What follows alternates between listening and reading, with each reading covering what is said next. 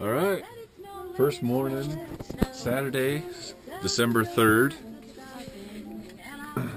We got Sitka enjoying a bone. Corbin's on bacon watch. Hannah is making us blueberry pancakes. awesome blueberry pancakes. Our family favorite. Yep. I'm wearing my Buffs hat in hope that they won last night, but I don't service, so I don't know. Being hopeful. Being hopeful. We might message someone to see if we can get an answer. But it is chilly out there. Windy. Windy. We're in Georgia Pass. Sort of. Sort of.